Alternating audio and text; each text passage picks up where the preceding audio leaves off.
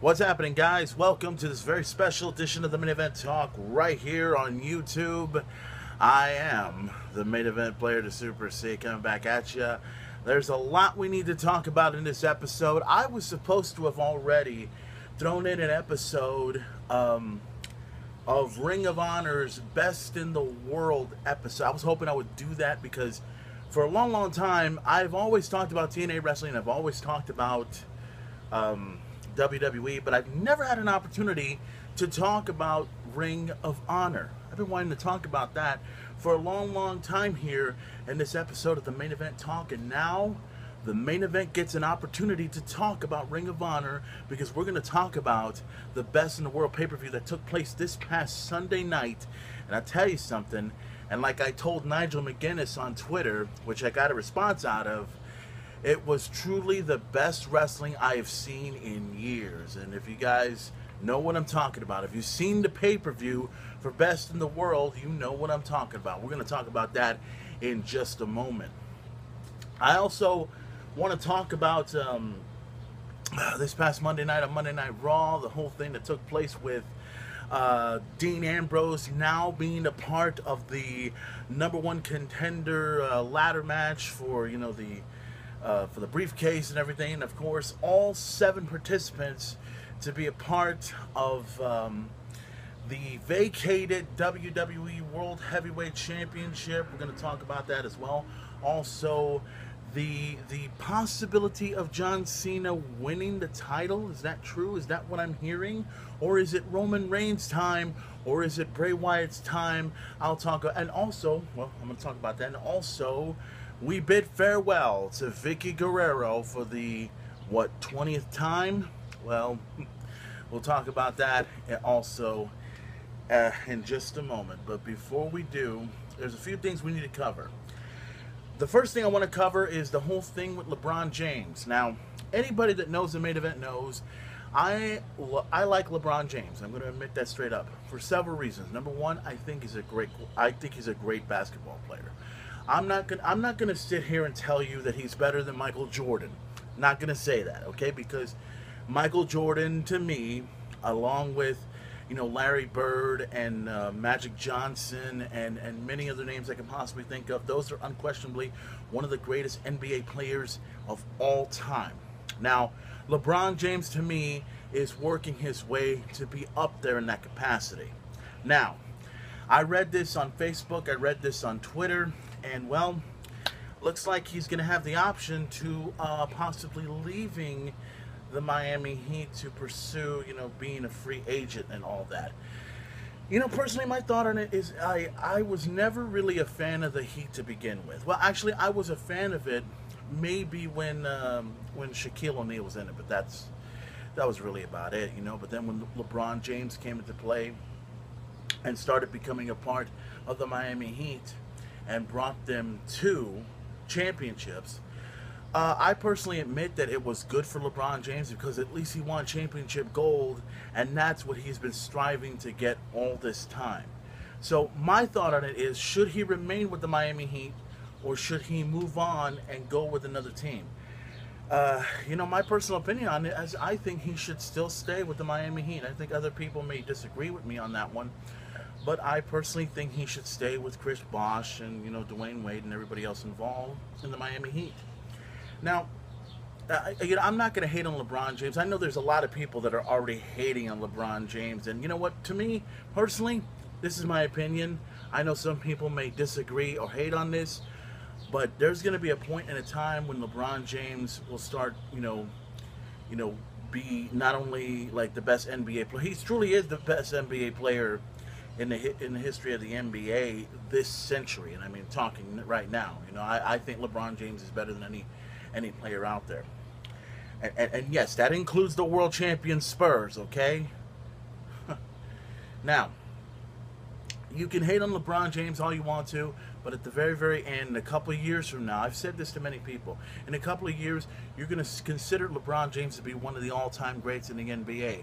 So hate all you want to, guys. Hate whoever you want, because at the very end, in a couple of years from now, if LeBron James starts winning more than 5 championships, I guarantee you everyone else is going to be pulling for LeBron James very, very soon. So that's just my opinion. That's the way it goes. I'm feeding it right here on the Main Event Talk. Now, before I begin, because the first thing I want to talk about is Monday Night Raw, I'm not going to give a shout out on this particular episode of the Main Event Talk.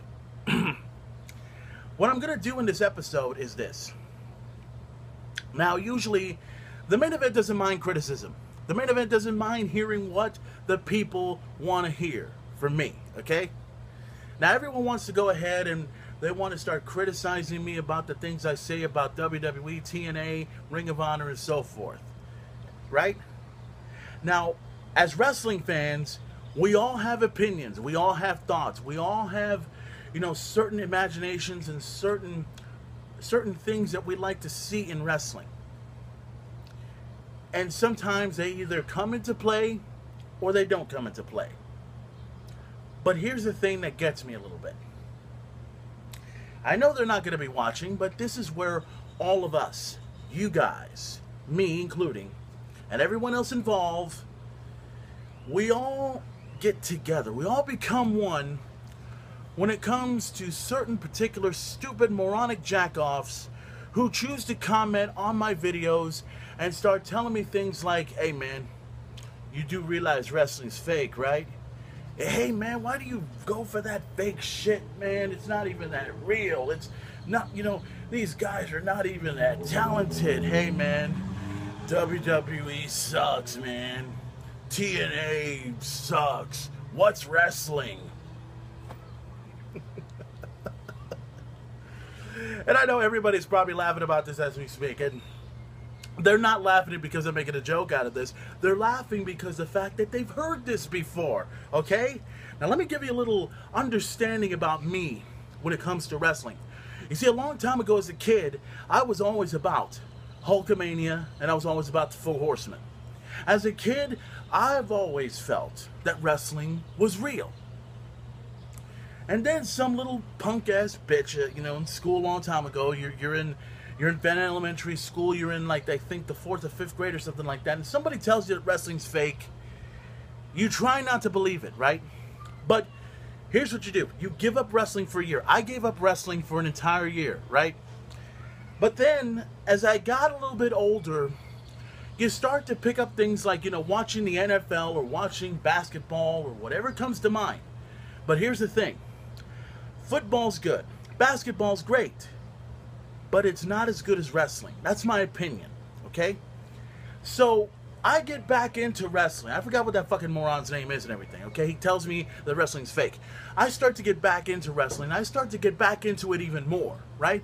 So more the fact that now I understand the difference in professional wrestling between the reality of professional wrestling and the fantasy of professional wrestling. Now, I want for everyone, if you want to post this and give this to every other non-wrestling moron that tells you that wrestling's fake, here's the thing. I want you to tell them to come to the main event. I want you to tell them to watch this video, because this is a real, mind you, a real wrestling fan that has been through this for a long time, okay? And I've always had some moron nowadays come in and tell me that wrestling, hey man, wrestling's fake, right? And then I would go to the guy and say, hey, you know what, dude? Please tell me something that I've never heard of in years, right? Can you please come up with something original, all right? Wrestling's fake? You don't say. Your girlfriend is not that fucking tall, you moron. Hey, her tits are not that bright either, okay? That's fake.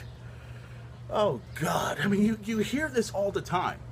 I hear this constantly. Well, not constantly, but the reason why I'm bringing this up is because when I was watching one of my videos, and I was posting this on YouTube and on Twitter, somebody decided to go ahead and reply, okay? I will get a few people tell me, hey, great show, Furman, love your commentary, dig what you have to say about Ring of Honor, dig what you have to say about WWE, and there's the one that goes out and starts, spewing out a bunch of shit saying, hey, Furman, I don't like wrestling, I don't care much for it, I think you're stupid, and blah, blah, blah. So what do? I go ahead and just delete the moron and just get him out of my Facebook. Then I go ahead and respond back, by saying, hey, stupid, I know wrestling's fake. Can you please tell me something I haven't heard? Oh my God. So here's the thing. I want to give my advice, my main event advice, to all of the wrestling fans that are watching this episode of the Main Event Talk. Here's the thing. To all you true wrestling fans out there, whether we dig the WWE or dig TNA or dig Ring of Honor or dig anything professional wrestling, one thing we will not tolerate at all under any circumstances is have some stupid, incompetent moron to tell us that wrestling is fake, okay? Oh, yeah, wrestling, yes, it is fake, okay? But it's also real, okay? Now, in case, I know some people have figured that out already. For the rest, you can all kiss our asses, you can all blow us, and more importantly, you can go straight to fucking wrestling hell, okay? Because please, you can come up to me in the street, you can come up to me in a bar, you can come up to me any way you want, okay? But when you start telling me things like wrestling's fake, I'm going to tell you to your face, hey, moron, tell me something I haven't heard, okay? Please, come up with something original. I'm begging you, okay? So every person that's watching this, post this video, show it to everybody, tell them, hey, this is a real wrestling fan. This dude knows what's up, man. The Main Event will always and forever will be the biggest wrestling fan in the world, and I will never change my priorities for anyone. I don't give a damn who you think you are. Wrestling is my life. Everyone talks about addictions. My addiction has always been professional wrestling. My addiction is WWE. My addiction is Ring of Honor. My addiction is TNA. That has been the standard that makes me who I am. That is my drug. That is how I get high. That is how I shoot up. So here's the thing. To give you guys a shoot, to all you non-wrestling fans, please, tell us something we haven't heard. Please, okay? Because while you're telling us that wrestling's fake, we will be at the bar, drinking, having a good time. And say your girlfriend wants to come around and hang with us real men, and you tell that woman that, hey, you realize wrestling's fake, and supposedly your girlfriend digs wrestling. She slaps you in the face, you get the fuck out, we throw you out the window, before you know it, your girlfriend's giving me the best blowjob of her fucking life while I'm banging the shit out of her huge ass, and by the end of the day, we'll be watching WWE Monday Night Raw, and she'll be wanting to come the next night. Oh yeah, that is how I roll, okay? Now that we got that shit out of, that's probably the most entertaining thing I've said in a long, long time, haven't it?